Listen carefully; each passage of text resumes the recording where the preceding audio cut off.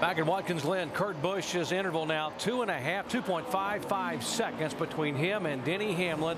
The second place car, Jimmy Johnson back in third, Ambrose fourth, and Kyle Busch is fifth. There's a side-by-side move, and what a surprise.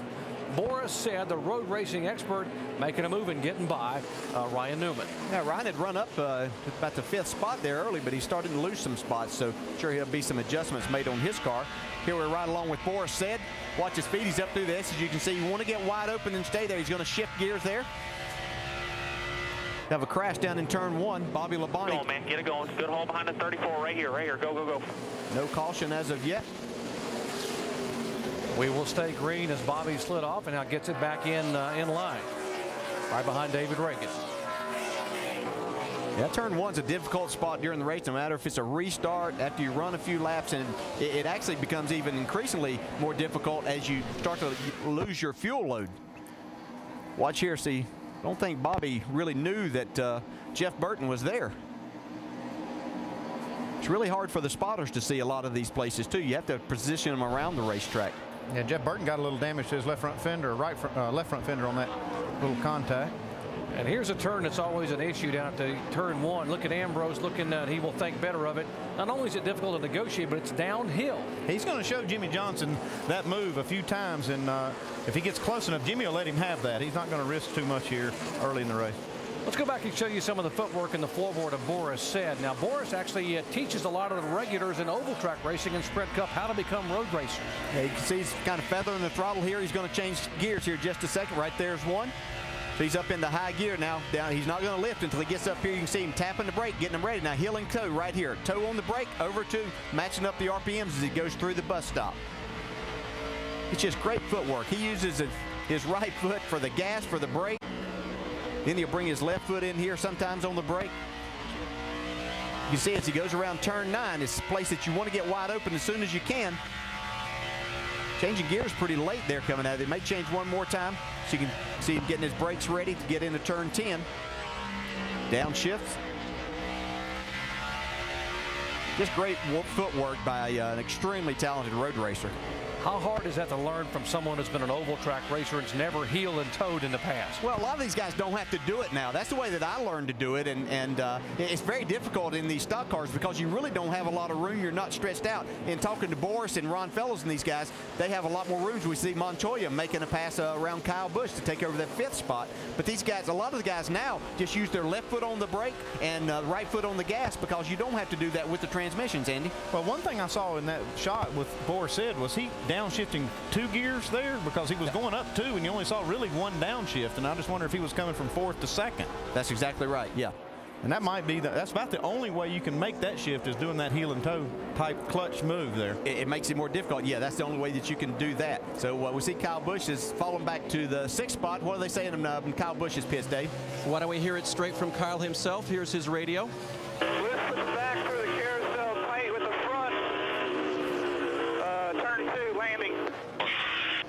That tight with the front is something they worked on in final practice. I talked to Steve Addington about it. He said he still wanted better turning from that front end. It wasn't terrible. We made small changes to try to correct it, but that's still part of the problem.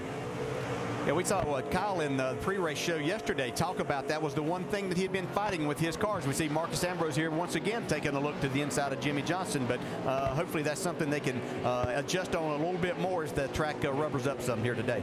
You know, with Ambrose making that move and showing that front end on the inside, after what he did on Saturday and surprising Kyle Busch, everybody's got to think when he shows that nose, he might be able to pull that same move.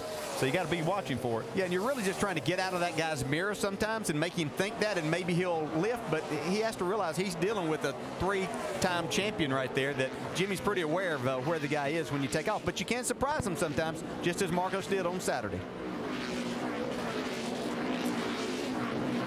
Car still single file up the back straightaway, 1,800 feet coming out of the S's until you get to the inner loop. And the biggest mover early in the race, and maybe a bit of a surprise thus far, the 88 car, Dale Earnhardt Jr., has moved up 8 positions all the way to 24th spot. And Junior is starting to get a little racy here, Shannon. Well, this is after a dismal weekend. In final practice this weekend, Dale Earnhardt Jr. told his crew chief Lance McGrew that he had no confidence in the car at all. Lance McGrew told me that the car was really tight. So what they did was they just took the the best that they could get in practice.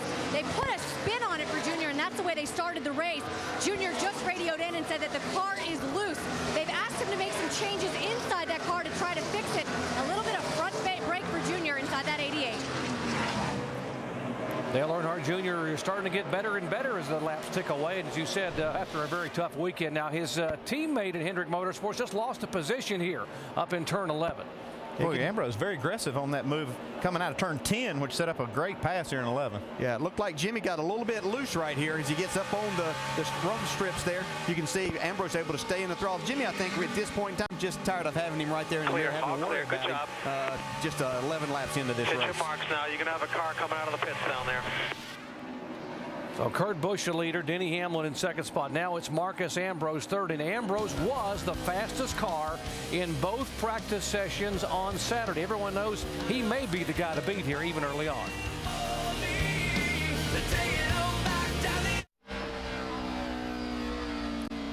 We invite you to round the bases with ESPN for 2 nights of Major League Baseball action. First catch Monday Night Baseball presented by Holiday Inn at 7 Eastern as Curtis Granderson, Miguel Cabrera, and the Tigers head to Fenway to take on Kevin Youkilis and the Red Sox. Then on Wednesday Night Baseball presented by Smirnoff Ice, Ryan Howard and the Phillies face Alfonso Soriano and the Cubs at 8 o'clock Eastern Time. ESPN News will be shown in both the Philadelphia and Chicago markets. Riding along with Jeff Gordon, who started back in 31st position. He has made some progress. Jeff now being shown up in 26th spot. I think these guys are still struggling a little bit, even though he's made up 5 spots. I think we thought he might go a little bit faster towards the front, Vince. Well, this team has just, as you said, Dale, been struggling throughout the course of the weekend. And Steve Letarte was visiting with him this morning. He said the real issue with him throughout the course of the weekend, they just haven't found that comfort zone for Jeff through the areas of the course where you really need to be comfortable to put a good lap time down. So they don't feel the pressure, though, even though they're not quite as good as they would like to be for sure. They're secure in their position in the chase. They know this isn't a race that's going to affect them to be in that top 12. So have fun, have a good day, and get out of here the best you can. So they don't really feel like they've got a contender today, but they're going to be aggressive on the strategy to try to get up toward the front. Jeff Gordon, a 4-time winner here. His last win coming in 2001. But folks, in the last 7 years, it's hard to believe he has had only 1 top 10 finish here at Watkins Glen. Well, it was a mistake that took him out of the contention to win the race 2 years ago. So he's had good cars, and I expect him to be into this thing before the day's over. Just hard to pass. Yeah, here's the 1 car, Martin Truex. His last top 5 finish in a Cup car came here at this race a year ago, and Dale Earnhardt Jr. will take advantage of the opening underneath Elliott Sadler to follow Truex by. Yeah, good racing. These guys have been battling pretty hard for a few laps. Kurt Busch is the leader, but don't look now behind him. Here is Denny Hamlin and Marcus Ambrose in the last couple laps, guys. Both the 11 and the 47 cars are faster than Busch. And their lap times are almost mirroring each other while they're running down Kurt Busch. And once they've cleared Jimmy Johnson, you can see now Marcus Ambrose has really pulled away. You can see how fast his car is. And he might not be happy with his car. Is that right, Vince?